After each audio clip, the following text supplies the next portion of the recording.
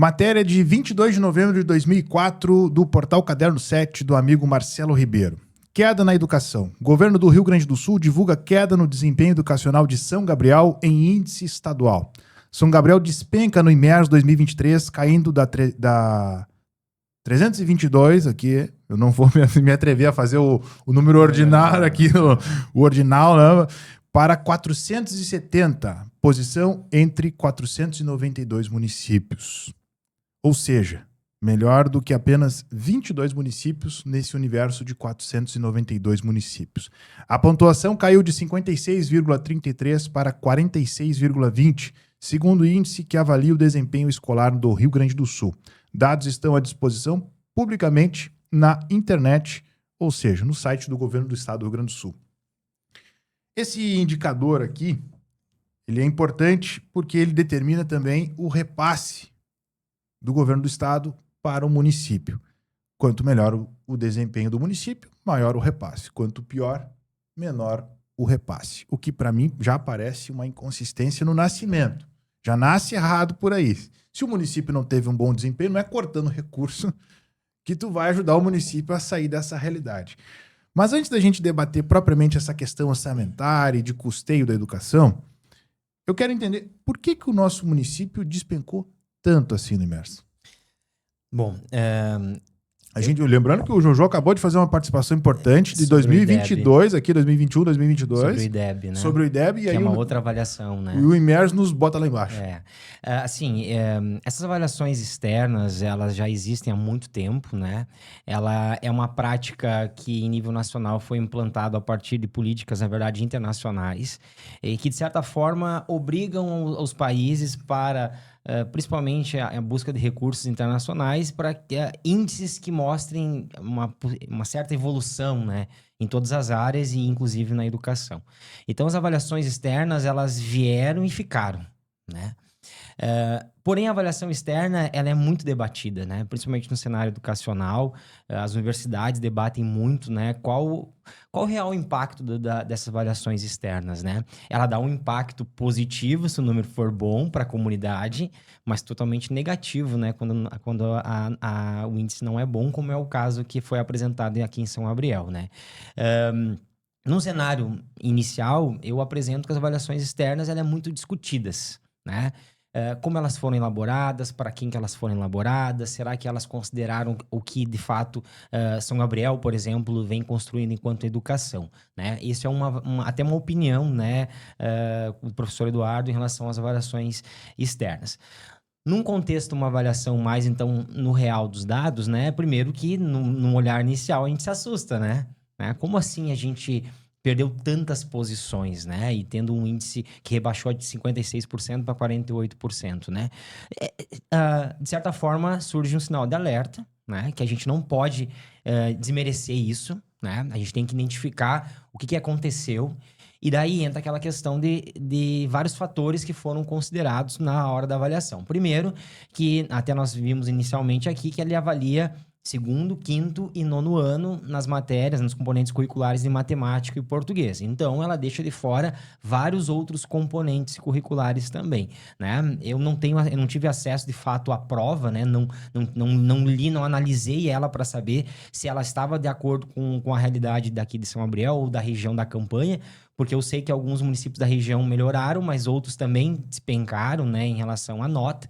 Então, isso bota em uma análise também a questão da avaliação em si, né? Mas eu vejo que em nível municipal, ao contrário do estadual, as mudanças elas não são tão drásticas assim, né? Pelo contrário, existe já um cenário educacional implantado já há bastante tempo, né? E que vem se consolidando há muito tempo. Ao mesmo tempo, a gente para e pensa, pô, será que a gente não tem algumas coisas a acrescentar nesse trabalho? Será que não está faltando aí uma aproximação com uma Unipampa, com uma URGS, com uma UFSM, né? A gente tem excelentes professores no nível municipal, hoje, de certa forma, valorizados na parte de remuneração, isso é muito positivo, né? Mas então a gente tem que encontrar, bom, será que nossos professores todos estão com uma qualificação, com uma boa formação? Será que não está sendo necessária uma formação de professores, né? Uma formação que nós chamamos às vezes de continuada, né? O que está acontecendo, né? Será que nós estamos precisando investir um pouco, talvez, na melhoria de infraestrutura das escolas também? Porque o município, ele funciona com o valor que vem do Fundeb, que é o valor que vem por aluno, né? E os 25% que é destinado, recurso próprio, destinado à educação. A gente sabe que o município tem muitos alunos, né? A gente tem quase 7 mil alunos, é uma realidade, uma porcentagem bem significativa, considerando outros municípios aí do estado. A gente tem um PIB per capita muito baixo, né? Eu venho de uma região do norte do estado, onde o PIB per capita é mais que o dobro que aqui. Então, tu pensa, é mais que o dobro, então é mais que o dobro de recurso que tem disponível para investir em educação, né? Hoje a gente prioriza muito aqui em nível municipal a valorização dos professores e às vezes o recurso ele é curto, né? E ele não consegue chegar em todas as pontas, né? Eu acho que são muitos fatores a serem pensados, né? Mas eu acho que passa pela formação de professores, sim, né? Talvez a gente iniciar um novo trabalho com os professores, talvez um investimento um pouco em infraestrutura, né? Dentro da realidade do município, talvez buscando recursos em nível federal também. Acho que há caminhos, né? Eu acompanhei ali, enquanto eu estava na Secretaria de Educação, grandes esforços da gestão de coletar recursos em nível federal, desde a compra de um veículo, né? De um ônibus escolar, por exemplo, na construção de uma nova quadra, na ampliação de escola. Então, hoje eu vejo que o município depende, devido ao recurso curto, muito do recurso que vem em nível federal, né? Mas, assim, são muitos fatores. Eu sou professor do município, né? E sei os esforços que os meus colegas fazem para fazer um excelente trabalho junto ao aluno, mas alguma coisa está, né? Não está organizada aí. A gente vê outros municípios também fazendo campanhas para que o IMERS tenha uma boa nota, né? E se a gente voltar ao IDEB, que foi citado anteriormente, o IDEB tem estados que fazem um trabalho anual pensando a prova do IDEB para tirar uma nota alta, e isso no cenário nacional é maravilhoso, né? E nível regional e Mas que não estadual, reflete necessariamente em qualidade de em ensino. qualidade de educação, né? Então, são Eu alguns... tenho um indicador excelente, mas... É assim, ó, eu acompanhei um pouco da aplicação das provas, porque eu sou professor da rede, então eu via as provas sendo aplicadas, né? Mas não tive acesso à prova, o que essa prova de fato avaliou, né? Para dizer assim, não, a gente despencou porque os alunos não estavam preparados para aquela prova, né? Ou nós podemos fazer outra análise. Será que a prova estava de acordo com a realidade, né? Porque realmente as escolas não houve uma preparação. Vamos estudar para a prova do IMERS. Pelo contrário, até na minha escola lá, a gente não vai falar que tem a prova do IMERS, a gente vai continuar trabalhando normalmente, no dia os alunos vão vir e a gente vai aplicar a prova do IMERS. Para não haver essa preparação, né? Porque isso pode maquiar muito a nota. E, de fato, alguns municípios têm essa prática, né? É uma prática bastante conhecida. Que na educação a gente chama de meritocracia, né? Tu vai começando a colocar o melhor ganha mais, né? E como já foi inicialmente, tu trouxe muito bem, né? Eu acho que tu tem que investir naquilo que não está legal, né? Para aquele avançar, melhorar, né? Mas são algumas contribuições. Eu acho que é difícil tu definir exatamente Qual é o problema qual em o si? problema maior, né? Mas são alguns pontos que nós temos que considerar que acho que é importante para essa análise. Professor Carlos? Pois é, o Eduardo abordando e eu pensando num dito do meu professor de introdução à história, quando eu fiz a graduação, que ele dizia para nós assim: prova não prova nada. Se tu botar um aluno, se tu colocar um aluno que tirou 10, né? Vamos dizer assim, tirou 10 em história na prova final de 2024, e tu colocar o aluno que não é 10, ele, sei lá, é 5, é 4, junto e aplicar uma prova nos dois, difícil, não vai acontecer daquele aluno que tirou 10 repetir os 10. Então ele dizia isso para nós. E eu penso assim que essas avaliações externas, elas são da política neoliberal, né, que vem desde a década de 90, interesse dos organismos internacionais, que acaba premiando os bons e castigando os que não são tão bons assim, né? E para mim não é educativo, né? Então, assim, se o problema da avaliação apontou que a escola X e Y decaiu na sua avaliação, bom, então é nessas escolas que nós temos que investir, né? E não o contrário. E o que geralmente ocorre é isso, né? A escola que é menos pontuada, vamos dizer assim, na avaliação, ela acaba sendo castigada, né? Prejudicada, inclusive nos recursos. E os municípios com isso, né? Os municípios sofrem com isso também. Então, é uma questão de política que não está nem assim dentro do Brasil, dentro do Estado, mas são organismos internacionais que acabam levando a isso, né? É bastante complicado.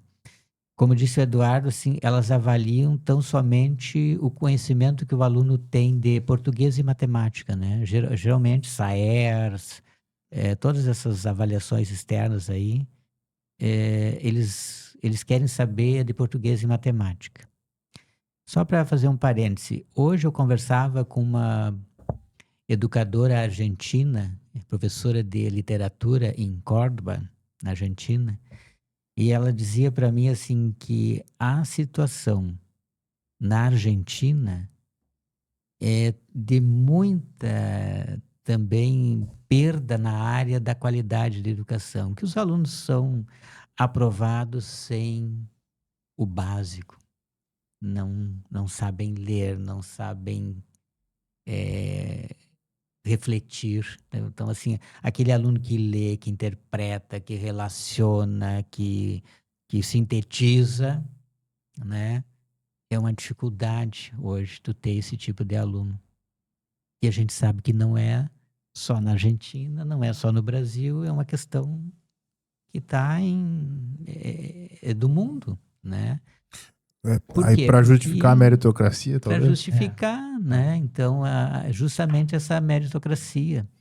Então, assim, parece que interessa para determinados setores que o aluno não seja muito bom mesmo em refletir, em questionar, em ser, né, crítico.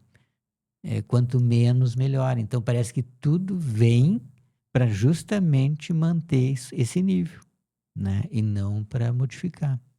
Porque se fosse para modificar, as estratégias seriam outras, né? Não seriam de penalizar, mas seriam de promover. E daí promover como? O Eduardo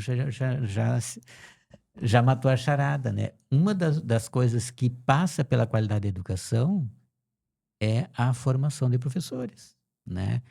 Eu agora apresentei em novembro, final de novembro, eu apresentei a tese, né? Do curso que eu estou fazendo em História. E o que apareceu para mim na pesquisa, nos instrumentos de pesquisa que eu apliquei? Questionário, entrevista, né? Apresentação de um produto para a rede. Estava lá os professores do município, os professores do estado, mas basicamente do município. Formação continuada. É necessário que os professores de história se encontrem para discutir os temas da história, para conhecer a história local. Porque muitas vezes eu fico dependendo de alguém que venha falar sobre a história do município. E daqui a pouco aquela pessoa nem está preparada para falar da história do município, né?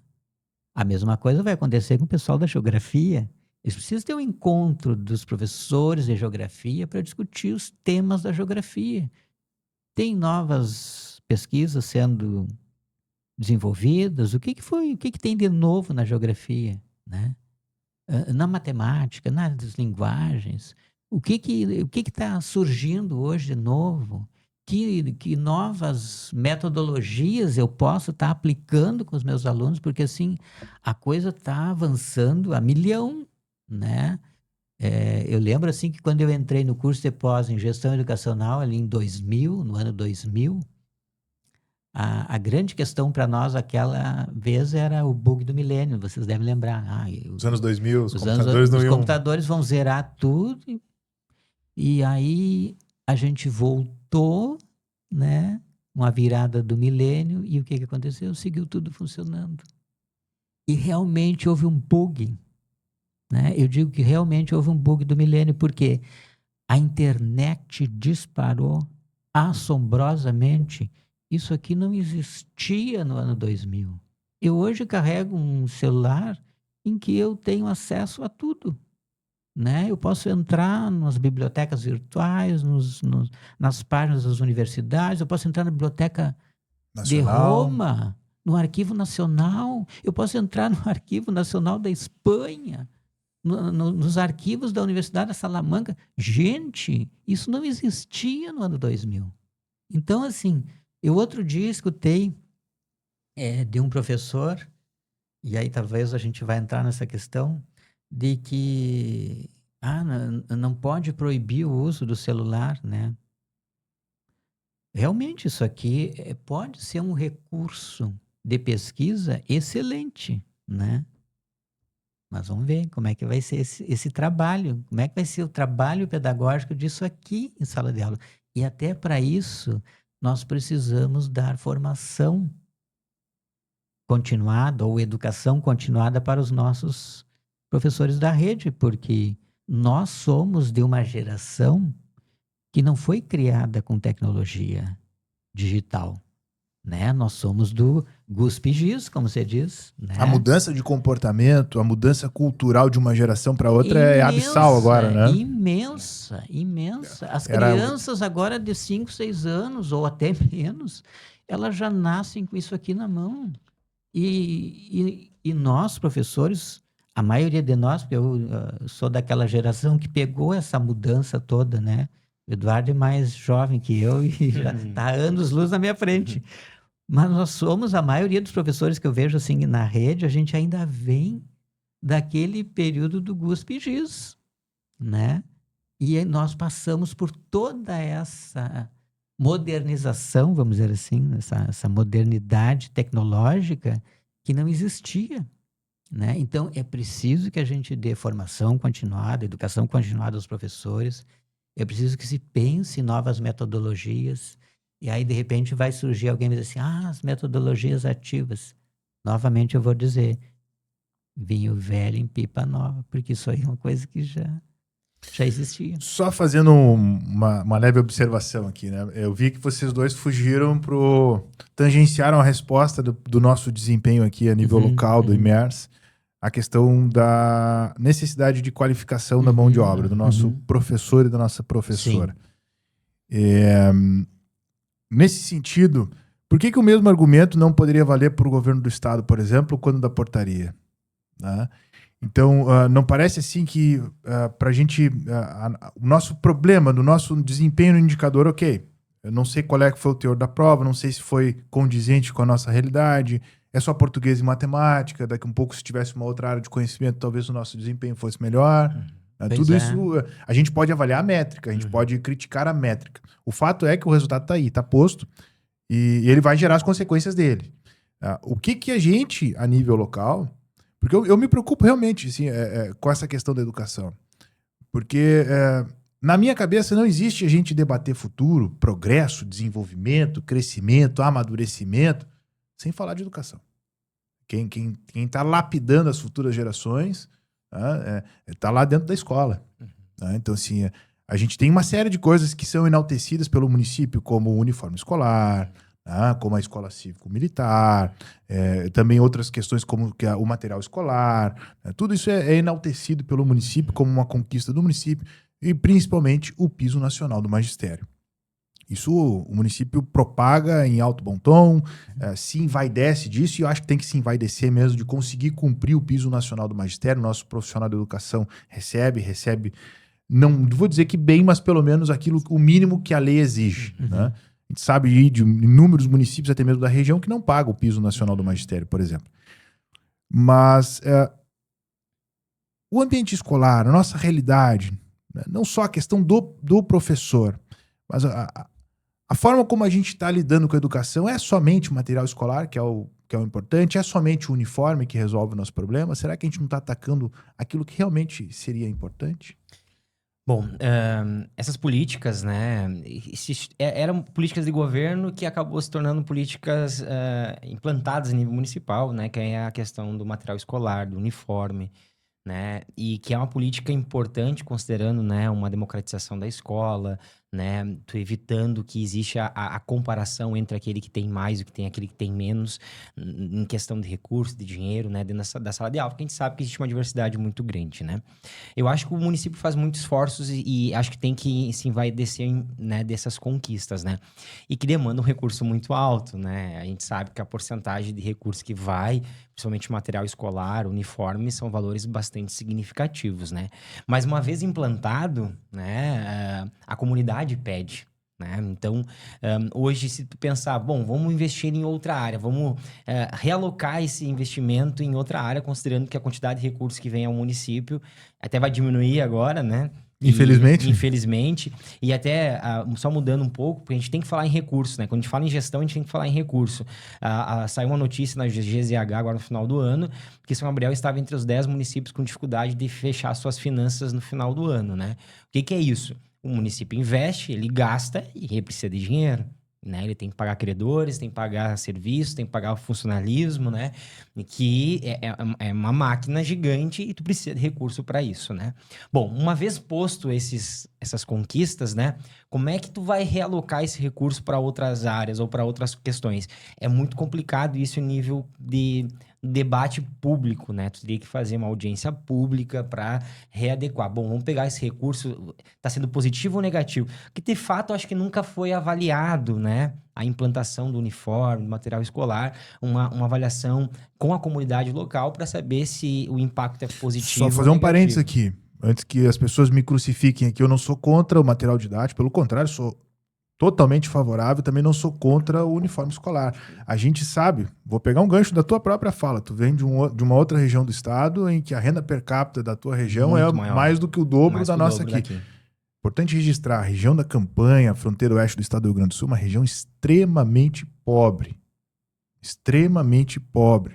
Tá? O nosso IDH aqui é comparado com as regiões mais pobres do país. Tá? Então é importante a gente frisar. Aí tu, dentro desse contexto, tu tirar o material escolar, tu tirar o uniforme escolar, é um prejuízo tremendo para as famílias. A gente tem que ter essa consciência. Tá? E aí eu só precisava fazer esse registro para poder dizer o seguinte, eu estou entendendo o que tu está querendo me dizer, é muito ajustado para conseguir fazer, mas eu quero entender se realmente é só a qualificação continuada que vai resolver o problema ou se tem alguma outra coisa que dentro daquilo que tu conviveu já na parte da gestão, na administração da educação e naquilo que tu convive como professor, se já tem assim na tua avaliação um diagnóstico da onde a gente pode, além dessa questão da qualificação do nosso professor, mas alguma outra coisa que a gente possa fazer para melhorar isso. Não passa por decisões como o Estado faz de uma hora para outra, né? Definir uma portaria aí que faz alterações drásticas, né? Alterações drásticas que modificam, né? Sem um diálogo com o professor, já é fadado ao fracasso, né? Isso, de fato, todas as políticas... E a gente vê no Estado, a gente é professor do Estado, eu já estou desde 2013 atuando como professor do Estado, e a gente vê que todas as mudanças que tiveram drásticas passa governo e elas são reorganizadas, né? Então, elas vão para outro caminho, né? Então, não passa por mudanças muito drásticas, tá? Então, esse é o primeiro ponto. E eu acredito que na gestão que está, né? Conheço a secretária de Educação, a professora Deia, não tem essa ambição de fazer uma grande mudança sem um trabalho de base muito, muito forte e importante, né? Eu acho que a primeira questão é conversar com os professores, ouvir os professores, né? Há uma tendência, e não só no município, em qualquer lugar, de muitas decisões serem tomadas, né? Que venha da gestão para as escolas e as escolas aplicam, né? E muitas vezes o diálogo com o professor, né? De fato, isso pouco acontece, né? Então, acho que era necessário fazer uma avaliação, conversar com os professores de matemática e de português e ouvir deles, né? O que aconteceu? O que vocês acham que aconteceu, que gerou isso, né? É a primeira coisa. Eu conheço meus colegas de professor de português e matemática e que são excelentes professores, né? E a gente não pode colocar essa culpa sobre o professor. E que há uma tendência, né? Hoje, Acho que é tão vítima quanto, né? exato. E há uma tendência hoje no cenário que todo mundo... É que nem futebol no Brasil hoje, a educação. Eu faço uma comparação, assim, bem por cima, mas é uma comparação. Todo mundo considera como especialista em futebol e todo mundo é um especialista em educação, né? Então, todo mundo acha que sabe o caminho de mudar e de Caminho das propor, pedras. e mudar, né? E não é assim. Né? Não é assim. A gente vê no cenário político que, às vezes, quando a pessoa tem essa possibilidade de fazer uma mudança, vai lá e implanta, né? Mas sem fazer um trabalho de base, conversando com os colegas professores, vendo o que realmente aconteceu, não se inicia nada. Porque a gente pode trazer o professor com uma melhor formação do mundo para falar sobre história de São Gabriel, vou utilizar, né, O exemplo. o exemplo com o professor Carlos, ele não vai saber falar. Nós temos o professor Beraldo que trabalha aqui no nosso município, que sabe a história de São Gabriel e de toda a região e do estado melhor que muitos pós-doutores, né?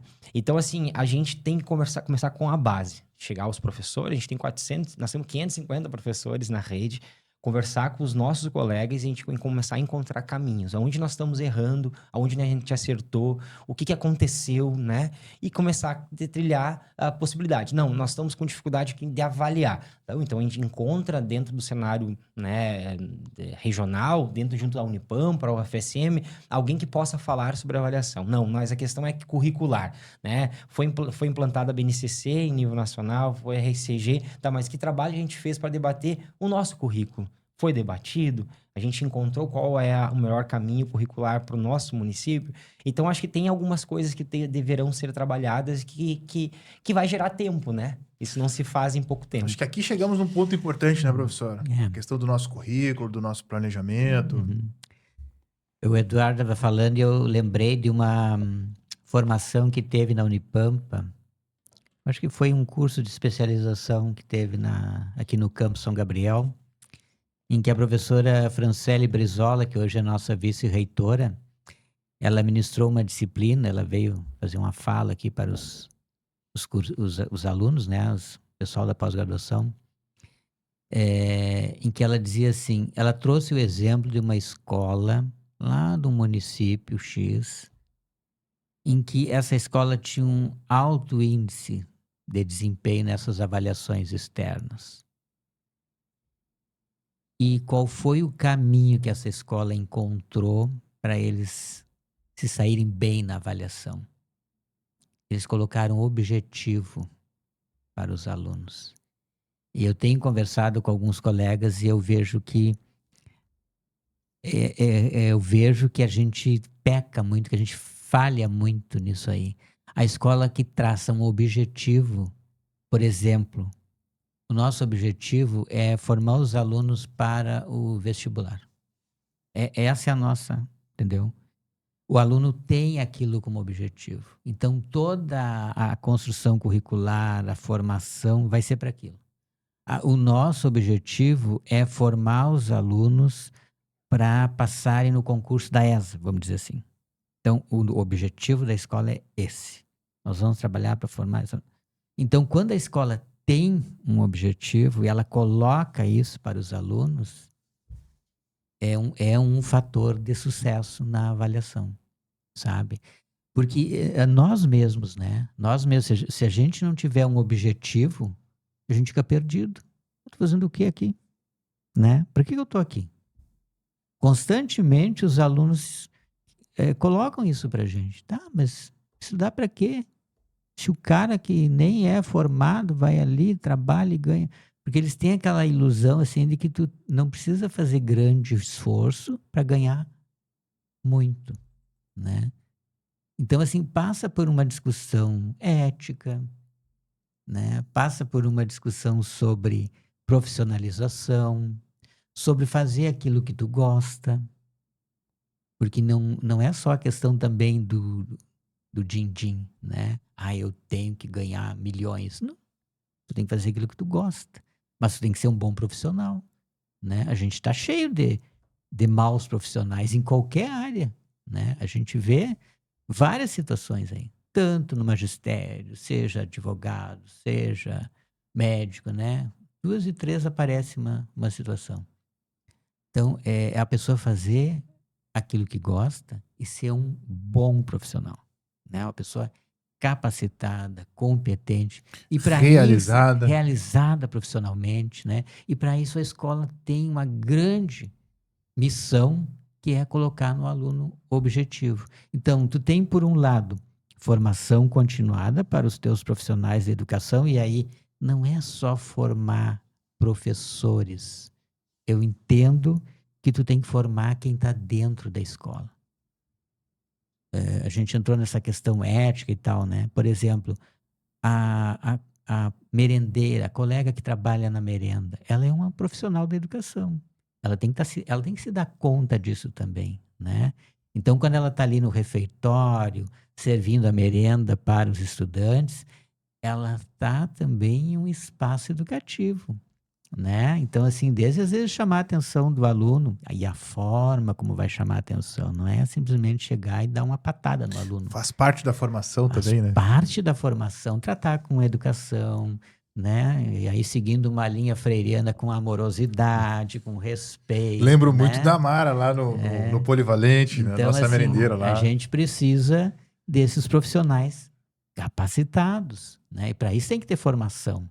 Então, a estrutura da gestão, né? A mantenedora, ela precisa pensar todos esses espaços da escola com profissionais capacitados, né? Com formação e colocar objetivo nos alunos. Quer dizer, quando o aluno tem objetivo, que ele sabe para que ele está ali, para onde que ele vai, ou para onde que ele quer ir, aí nós vamos ter um alto índice de desempenho. Enquanto isso não acontecer... Quem sabe de onde veio, sabe onde está e sabe para onde vai. Exatamente. Para a gente encerrar o nosso segundo assunto da noite, né? Eu vou fazer uma pergunta rápida que eu sei que ela é por si só, a natureza da pergunta ela exigiria um debate mais aprofundado, mas a gente não vai ter tempo para isso. Quem sabe fica como gancho para uma próxima conversa. Sim ou não? Favoráveis à eleição de direção de escola na rede municipal? Sim ou não? Questão democrática é importante, sim. Sim. Muito bem. Acredito que sim.